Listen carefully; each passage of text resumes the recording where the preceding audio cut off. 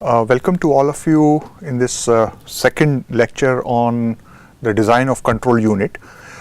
We had previously seen the basic work which a particular control unit of a microprocessor is required to do, which essentially was execution of an instruction in terms of an instruction cycle. We further saw that the instruction cycle consists of a number of sub-cycles, which sometimes we also call as machine cycles, and these machine cycles in turn consist of a number of different clock cycles. So we had seen the basic organization of a control unit, where we saw that it is essentially a complex digital circuit which has got certain number of inputs, and corresponding to those certain number of inputs we have to produce certain control signals which constitute the output of the control unit.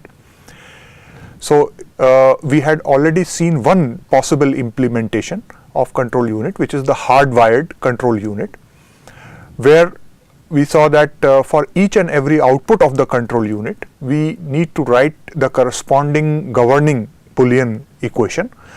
And once we have the Boolean equation for each and every control unit that is to be control signal that is to be generated, we can implement it in hardware using a set of basic gates. Now this approach becomes quite tedious in case the processor whose control unit we are trying to implement is of the kind CISC, where I have a large number of instructions and I have a large number of addressing modes. So for different addressing modes which could be large in number and different instructions which themselves are large in number, if I have to do the control unit, I will have a large number of inputs and outputs to be generated. And for these large number of inputs and outputs to be generated, if I try to work out the corresponding Boolean equations and then do the implementation in hardware, it's going to be a very tedious process. So typically the hardwired design, as we had seen in the last class, we will do it for the processors which are of the kind RISC, and these are the processors where you have only a few addressing modes and few instructions, and hence it is easy to do the corresponding Boolean equations and do the implementation. Another problem that is associated with the hardwired design is that these designs are inflexible. Is that once you have got the Boolean equations and you have hooked up the circuit, that is, you have made the connections between the different gates, it is very difficult to change these connections and get some new functionality out of the control unit.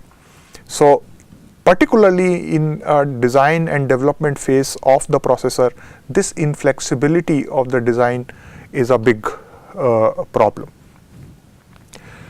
So if the number of instructions to be implemented are large, and if the number of addressing modes for these instructions are also large, the design problem is complex, and typically such a control unit which would, you will see, be belonging to the CISC class processors would be implemented using the microprogram control.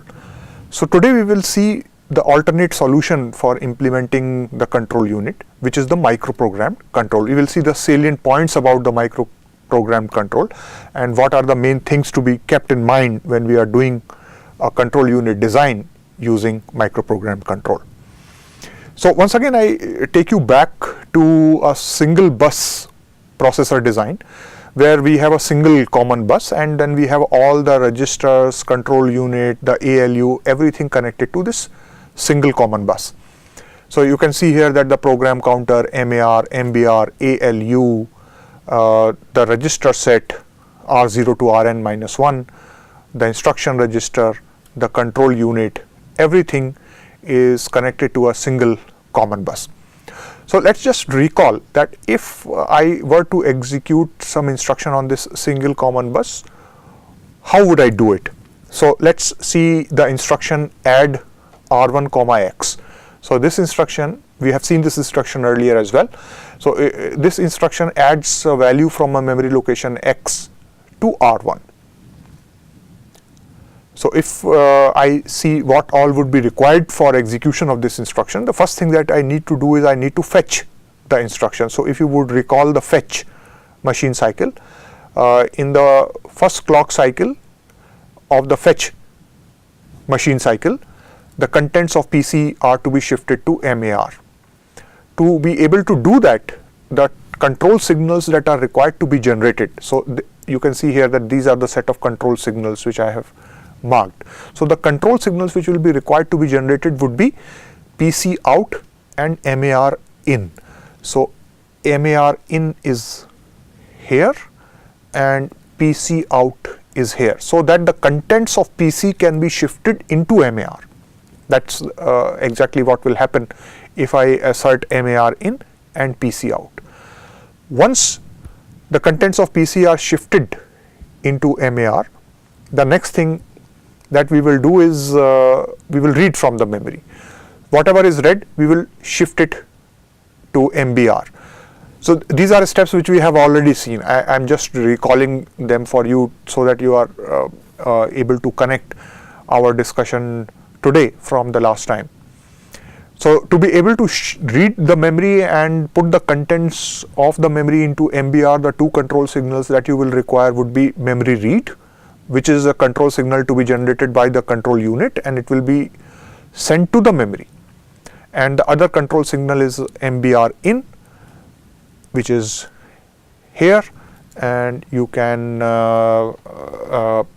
shift the contents from the memory into MBR if you have asserted these two control signals. Lastly, I will also increment the PC. For incrementing the PC, you can see another set of control signals. Take the current contents of PC by asserting PC out. So PC out is here. So assert PC out. Assert ALU add. So tell the ALU that an addition operation is to be done.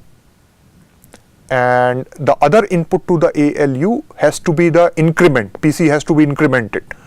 So whatever is the quantum of increment, that has to be passed to the ALU. So you can see there is a small mux here, and through this mux I can pass contents of the register Y, or I can pass the increment value to the ALU. So put the select lines of the mux such that the incrementation value is passed to the ALU and I can do a addition.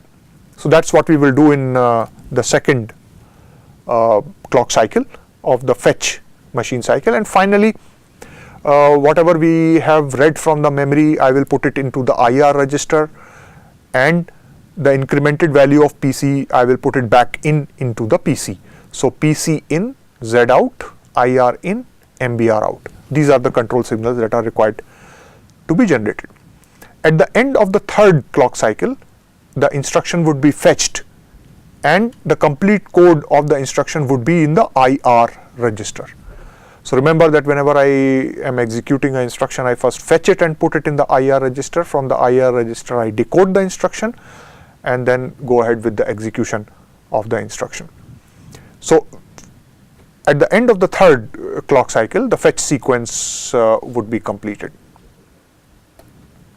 After the fetch sequence is completed, we will start the execute sequence. So in the execute sequence, essentially I have to read from a memory location and I have to add the contents of the memory location which I have read to the register R1 and put back the result into the register R1. So this is the sequence which I will follow. As I said that I am not spending much time here. We have seen this instruction earlier, the execute sequence of this instruction earlier. So first of all, the address part of the IR register is moved into MAR. I will start reading from the memory and the value I will put it in MBR. Then I will shift MBR to Y. That is one of the inputs to the ALU, as you can see here. And once you have done this shifting, then we can start the addition. So Y is one input. The contents of R1 are another input. So the register R1, which would be somewhere here, the contents of that register can be brought onto the common bus. This is the common CPU bus by asserting R1 out. So on this line here, I will have the second input to the ALU. Once the addition is done, the result would be in the Z register, and from the Z register I can take it back into the R1 register. So the gist of this discussion is that if I were to fetch and execute instruction like add R1 comma X, I will in totality require 3 plus 5 clock cycles. The 3 clock cycles that I will require would be for the fetching of the instruction, and then the next 5 which I require are for the execution of the instruction. In each of the clock cycles, I have to assert certain control signals. So the control unit which is here should know that the instruction under execution is add R1 comma X. That it will know through this input of the instruction register. So the complete code for the add instruction is in the IR register. So the control unit will have a knowledge of what is the instruction under execution through the IR register. The second thing which the control unit should know is that in which clock cycle of a particular sequence you are in, and that would be indicated by the clock input.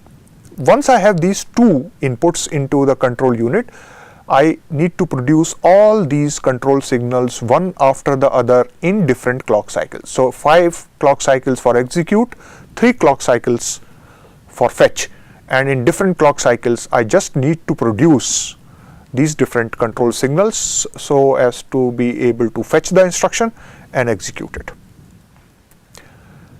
So how do we do this? Of course, in the hardwired control unit, we had seen that if I have this set of inputs available to me, I can produce the outputs. What happens in the microprogrammed control unit? We will see that. So in the microprogrammed control unit, the complete logic of the control unit would be specified by a microprogram, and this microprogram would be stored in a memory. So the logic of the control unit is completely specified by a microprogram. This microprogram is nothing but a sequence of micro instructions. So for every instructions execution, I need certain steps, smaller steps, and these smaller steps are those micro instructions. So for example, for execution of a particular instruction, I may require to shift values from IR register to MAR. To be able to do this, I need to assert 3 control signals: IR out, MAR in, and MRead. So every microprogram would be nothing but a sequence of micro instructions, and every micro instruction would consist of certain micro operations. So as you can see here, IR out is a micro operation, MAR in, PC in, they are all micro operations. So that's the hierarchy in which we will work: microprogram, micro instructions, micro operations. A particular micro operation will be enabled by a control signal. So as I was telling you, IR out is a control signal, MAR in is a control signal. So any small operation, I would be able to enable it through a set of control signals. Hence, micro instructions will be defined by a set of control signals. So if we move up the hierarchy, we start from control signals. So these control signals define micro operations define micro instructions, and micro instructions together, all the micro instructions together will define the microprogram.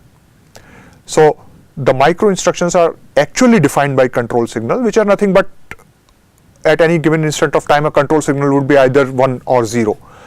So this set of control signals is known as a control word, or CW in short. So when I am executing one instruction after another, so I have a sequence of instructions.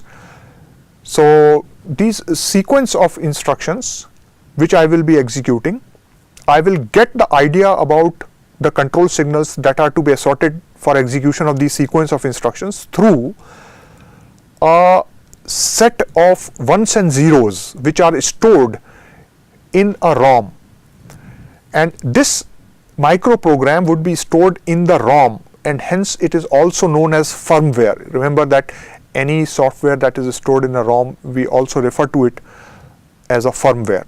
So what I will have actually is that I will have on the processor. So if I was to just draw a small diagram and show it to you, then if this is my MUPI, then on the processor I will have a small ROM. We call this as control ROM. So in the control ROM would be put the complete micro program or the firmware corresponding to the control unit. So my control unit would essentially be consisting of a control ROM. I will tell you the details of this control ROM as we proceed with our discussion.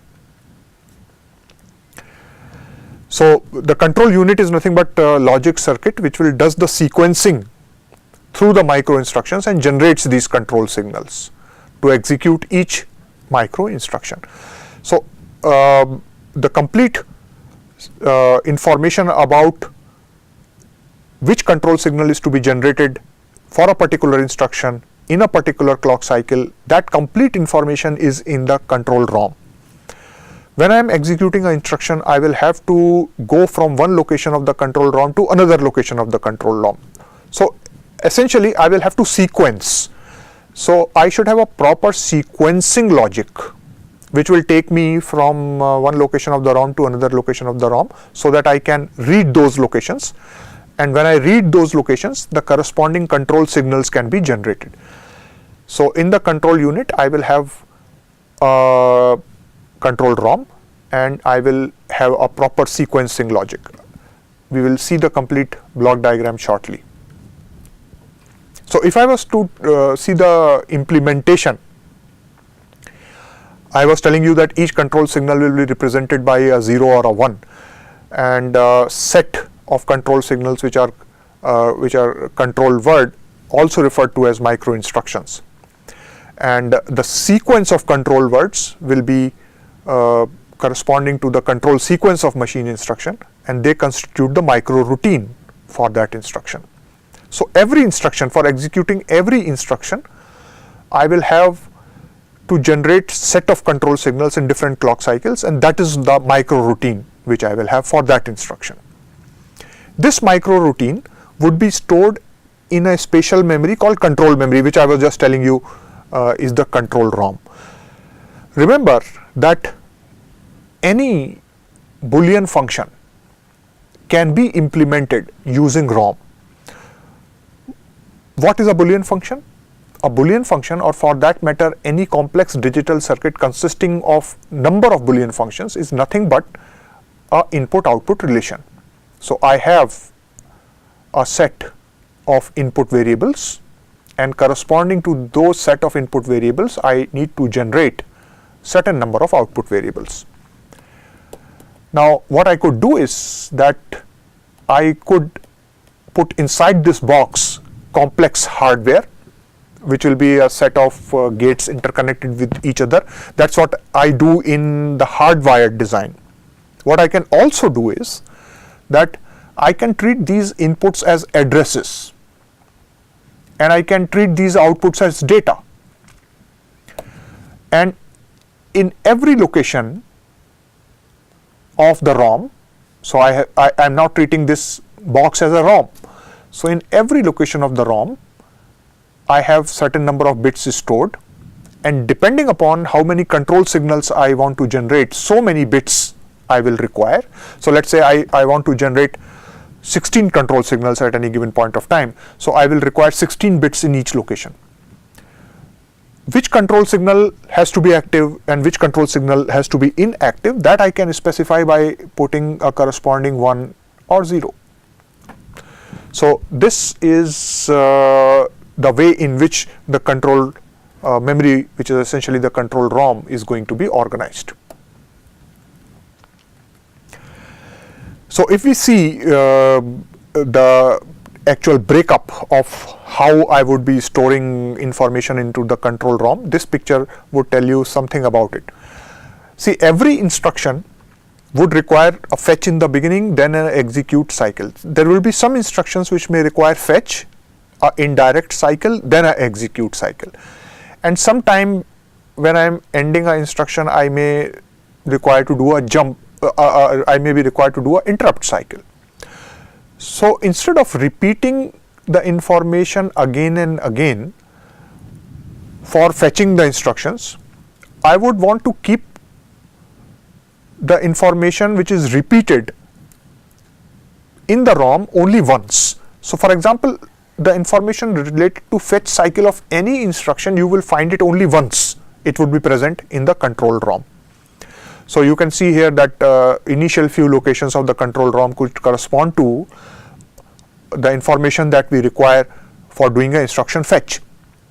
After I have done the instruction fetch, I may store information related to what I need to do for the indirect cycle. Similarly, for the interrupt cycle, I can store the information.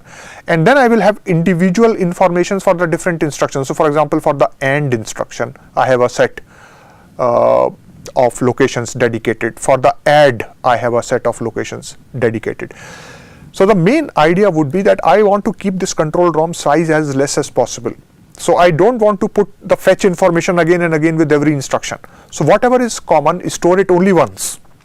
And whatever is uncommon, put it again and again repeatedly into the different locations that may be required.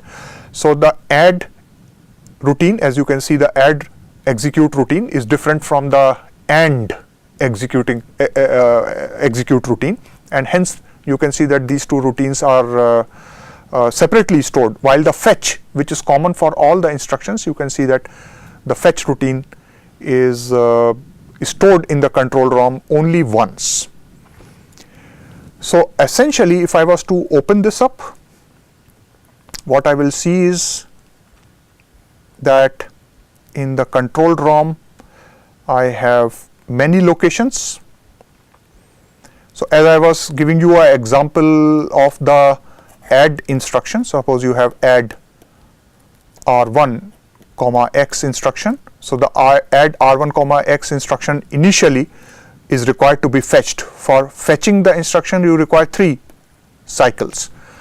So the information for the control signals to be generated in those 3 cycles will be stored in 3 locations of the control ROM.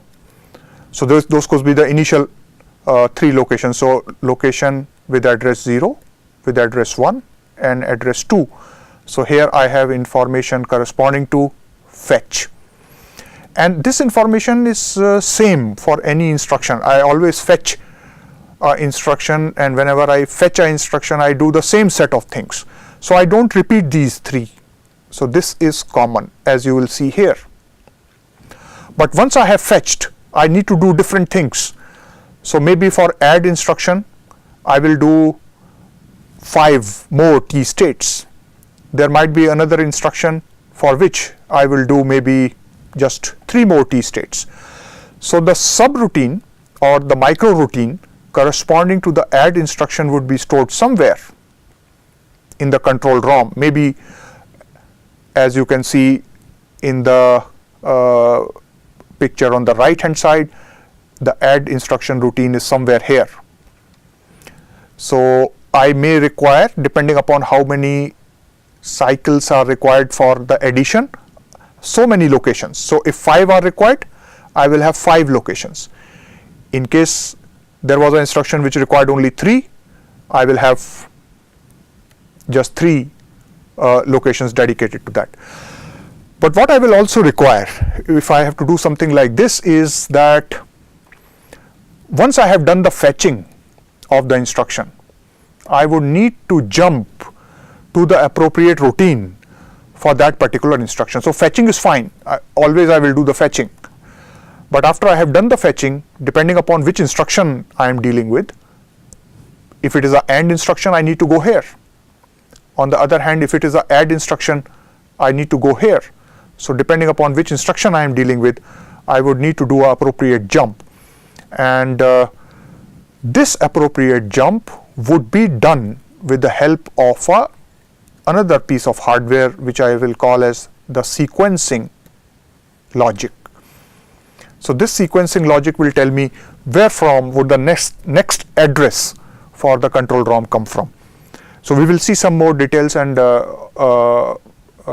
some more ideas about the sequencing logic in a short while.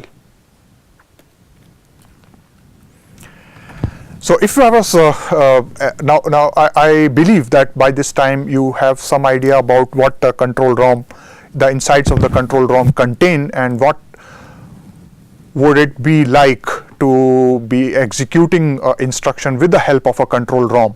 So a control unit organized as a control ROM. So if we see the micro instruction format, as I was just telling you, you will have 1 bit position for each control signal. So for every micro instruction, I will have a number of control signals which will be generated, and each bit would be representing a control signal. So depending upon how many control signals I want to generate maximum at any point of time, if it is 16, then in the control ROM every location would be of that width. If the total number of control signals which I want to generate maximum, let us say at any given point of time, is 23, then I will have 23 bits in each location. So the moment I read a particular location, I can generate 23 control signals. So I will work with the worst case, and if the worst case is X, so many bits in each location is what I will keep. So typically what you will see is that today's microprocessors would have many instructions. I have already told you that this control ROM idea would be very useful in case I have a CISC processor at hand. I would have many control points to manipulate. I can end up with a memory which would be very large. So the control memory which I have could be very large. But if the control memory is very large, it would leave very less space for me to do other functional units corresponding to the microprocessor. So if I were to draw a block diagram representing the microprocessor, and inside I have the control ROM. If the control ROM is very big and it takes a lot of space on the microprocessor, I will have very less space available to me to do the other functional units. So one of the main design ideas with which we would be working would be that I would be always looking for means by which I could keep the size of this control ROM as less as possible, because that would mean that I would have more space available on the die to fabricate other functional units, and if I have more space on the die for other functional units, I will have more functionality that could possibly be produced by the processor. So can we reduce the size? That is what I would be looking for. It can be done. There are many ways to be able to do this, because we know that most control signals will not be required to be generated at any given point of time simultaneously. So there will be signals which are mutually exclusive.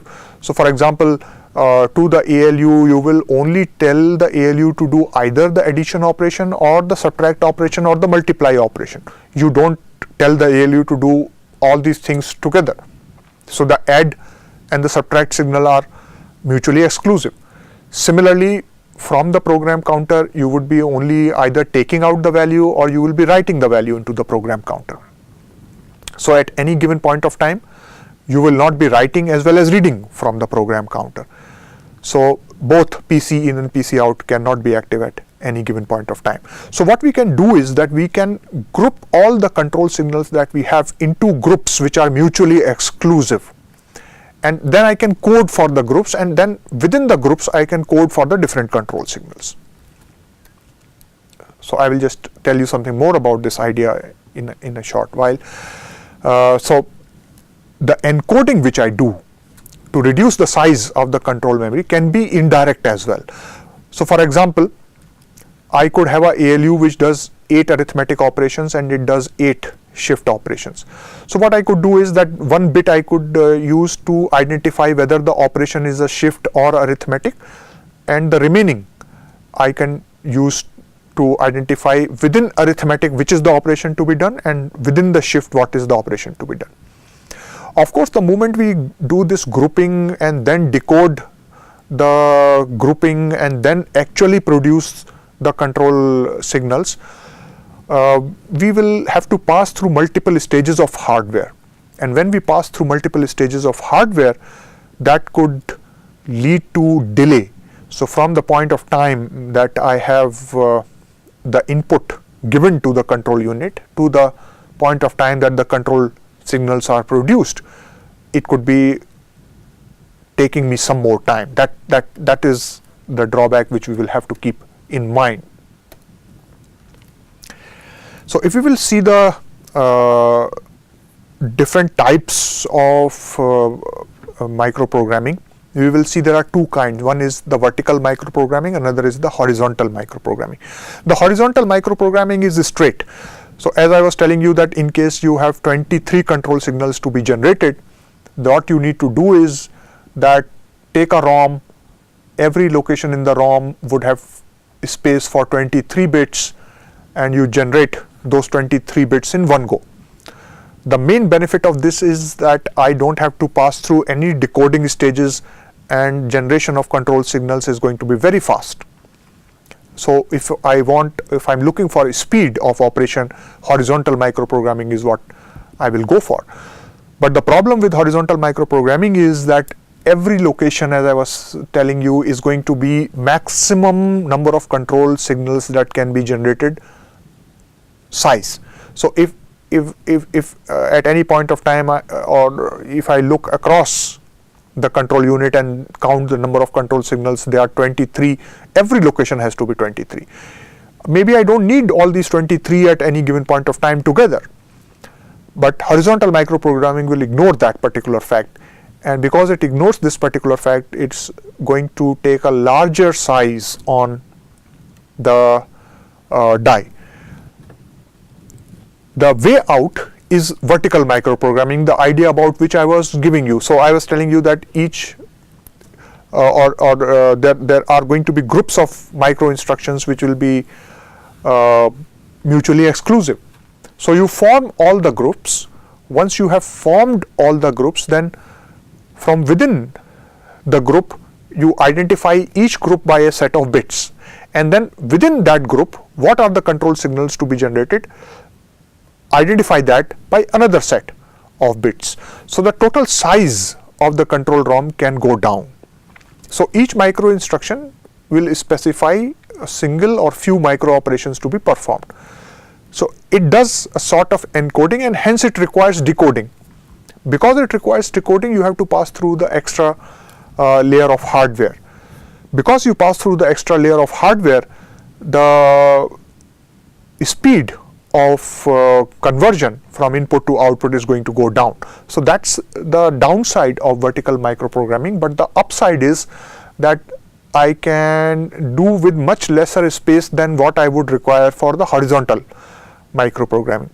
So if we don't mind sacrificing a bit of space, if we do sacrificing a bit of speed, then vertical microprogramming is the choice on which we will be working.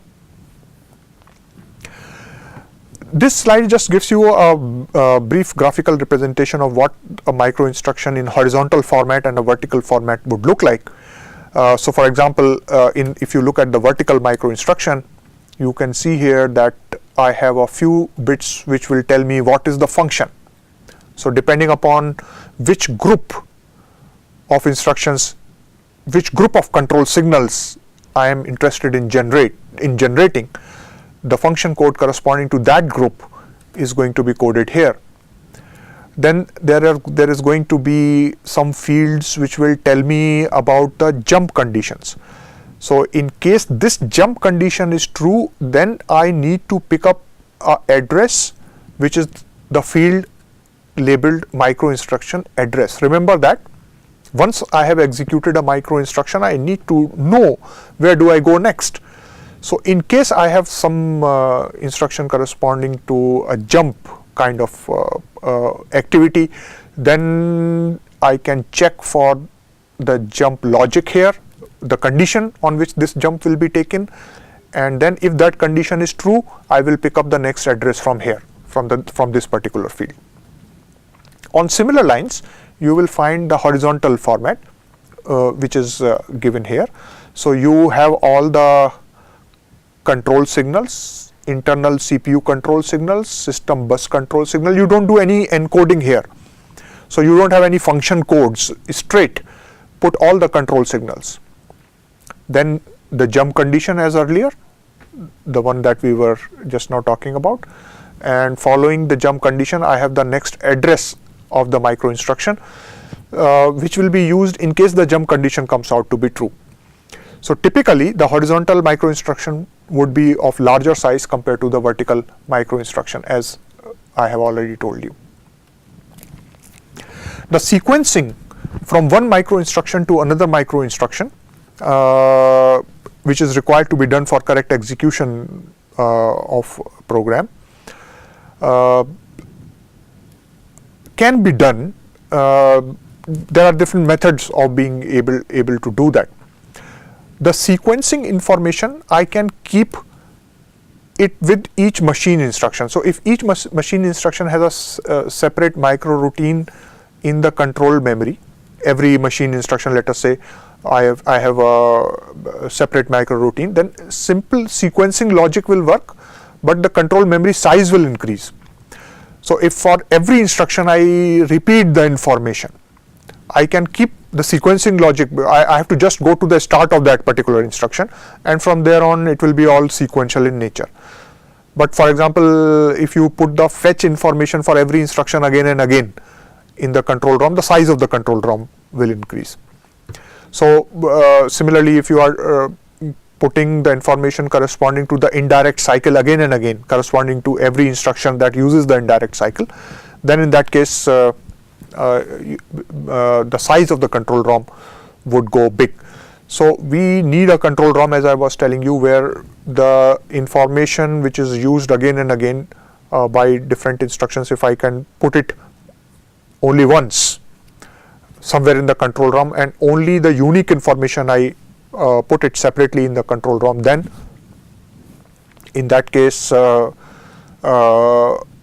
the size of the control ROM would go down, but of course I would require a complicated sequencing logic.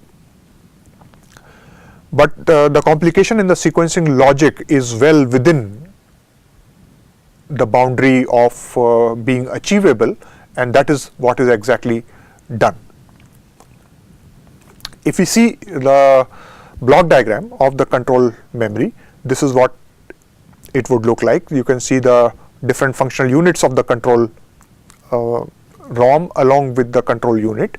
So this complete thing is our control unit. So you see there is a sequencing logic, there is a control memory, and for the whole thing to work, there is some other hardware that I will require. So for example, there is a control address register, which we will call as CAR, control address register. Similarly, there is a control buffer register, which we will call as CBR. The particular location of control memory which I want to read, that address would be in CAR. What I read from the control memory, that will come in CBR. And if I am using a vertical microprogramming, I will decode that information which I have read from the control memory and generate the control signals. While decoding, I will also generate information about where is going to be the next address, where from the next address is going to come from. So that information goes to the sequencing logic, the sequencing logic also takes as input the flags, the clock cycle, and produces a output information which will tell me which is the next address to which I will be going. So sequencing logic issues the read command. This is the read command, so that I can read the control ROM, and the word is specified in the control address register. This is the CAR, is read into the control buffer, that is the CBR. The control buffer then generates the set of control signals, and the sequencing logic loads the new address. So that is a typical cycle that will be followed by the control unit.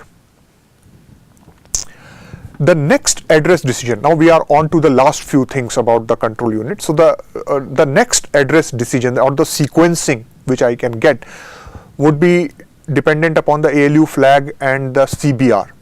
So depending upon the information which I am getting from the CBR would contain the code corresponding to the instruction which I am executing right now, which could be a jump instruction. It could be a conditional jump instruction as well.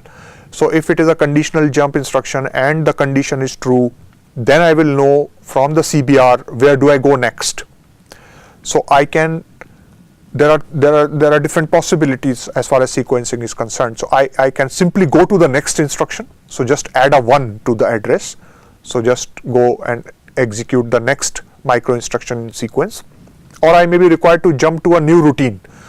So in that case, I will load the address field from the CBR, or I may have to go and start loading some machine instruction routine. So that could be a situation where I am moving from the fetch cycle of an instruction to the execute cycle. Now the execute cycle is stored somewhere. Where it is stored, that information will come to me after the instruction in the IR register is decoded. So if you just go back, you can see here that the instruction will be in IR, then there is a decoder. So the decoder will exactly produce the address where the execute routine for that particular instruction would be residing in the control memory. So either the address could come from the instruction register, or the address could be simply +1 of what it is right now, or the address could come from CBR. As you can see here, that after decoding from the CBR, the address comes here. So this happens in case the instruction is of the kind conditional jump, as I was telling you. This would happen when I am moving from the fetch to execute cycle, for example. And similarly, +1 would happen that when I am in the execute cycle of a particular instruction, I just need to go to the next address. So these are the different scenarios that are possible as far as the sequencing is concerned. The sequencing can be done very easily. The logic involved in the design of the sequencer is not a very complicated stuff.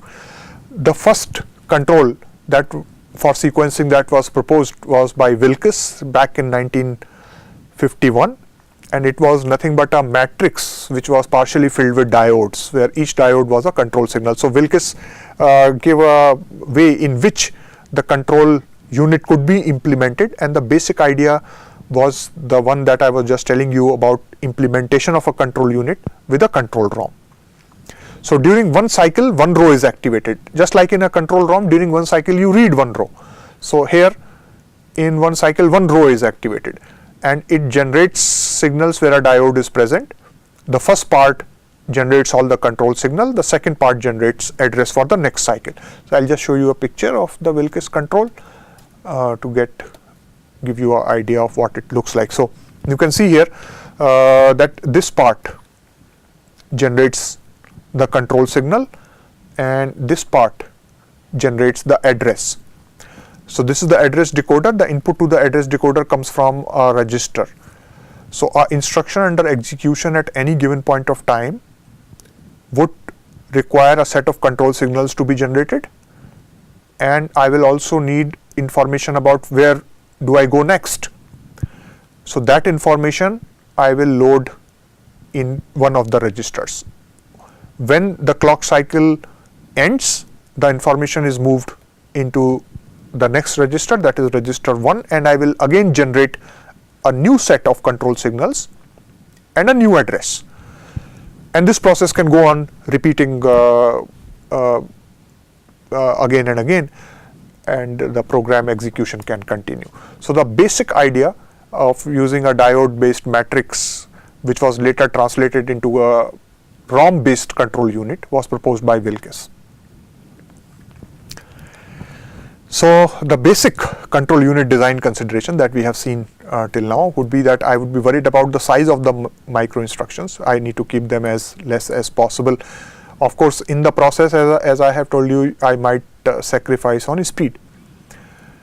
I need the address generation to be done, and that address generation could be done by what I have in the instruction register right now, or it could be the next sequential address plus 1, or it could be, in case of branches, coming from the current micro instruction that I am executing. So the motive or the control unit design would be, I want to keep the cost as less as possible, and of course I want the execution as fast as possible. So the sequencing techniques that we could have, the last few things that we will check here, the sequencing technique that we could use could be for the next, getting the next the address for the next micro instruction could be the single address mode or a 2 address field. So let us see the 2 pictures corresponding to this. So here is a sequencing logic that I could be following. So I have an address decoder which is sending out a set of address lines to the control memory. I read a location from the control memory, and I have the next address information here. I have the information about the branch condition also read out from one location of the control memory. Depending upon what I have read out from the branch logic, I have a multiplexer, and either through this multiplexer I will pass the address. In case the branch condition is true, the address which I will pass would be the address that is currently stored along with the current micro instruction. Otherwise, I could pass plus 1. So where I am right now, add a 1 to that. Or depending upon if I am moving from, let us say, fetch cycle to a execute cycle, then the opcode of the instruction register is what I will pass to the decoder, so that the decoder knows exactly where to go for the next execution cycle. So either the address for branching or plus 1, or wherever I want to go for the execution sequence for the next instruction, that I will do. So this is a single address field implementation. I can have multiple variations in it. I will just tell you about one more implementation that is possible, and that implementation is the 2 address field implementation. And in the 2 address field implementation, once again you can see that the control address register will pass the contents to the address decoder. Address decoder will read from the control memory, so it reads a micro instruction from the control memory. In this micro instruction, I will have the branch condition. I will check the branch condition, and I may have 2 address fields. So depending upon the branch condition, the multiplexer here will pass one of the 3 possibilities. One is that it could pass the branch address, or it could pass the next sequential address, or it could pass the instruction code or the opcode. So if the branch condition is true, the branch address will be passed. If the branch condition is not true and I have to go to the next sequential address, I will pass the second address. Lastly, if I am moving, let us say, from the, as I was telling you earlier, from the fetch cycle to the execute cycle, then corresponding to the opcode, I have to go to a new location. So I need to pass the information corresponding to the opcode that is currently stored in the instruction register. So I will pass that through the multiplexer and put it into the control address register, and then that opcode information will be decoded by the address decoder, and I will jump to an appropriate location in the control memory. So this is the sequencing part. So to sum up all our discussion, essentially what we have seen is that the control unit controls what the data portion of the processor is doing at any point of time, and it controls that by producing a set of control signals. This set of control signals is generated with the help of inputs, which are opcode, flags, interrupts, clock, etc. This implementation can be done in two ways: hardwired or microprogrammed. The hardwired implementation is usually done for the RISC processors. The microprogrammed implementation is typically done for the CISC processors. The microprogrammed implementation is comparatively slower than the hardwired implementation. The microprogrammed implementation is more flexible than the hardwired implementation, because all that I have to do is, if I want to change the functionality of any instruction, all that I have to do is go and reprogram the control ROM. The microprogrammed implementation may require a large space on the processor die. So I will have to look for ways and means by which I could keep the size of the control ROM as less as possible. Besides the control ROM, I also require a sequencing logic hardware for doing sequencing from one location of the control ROM to another location of the control ROM, which we have seen is not a tall order and can be implemented. So this was in short about the control unit and the different ways in which the functionality of the control unit and the different ways in which we could do the hardware implementation of the control unit. Thank you.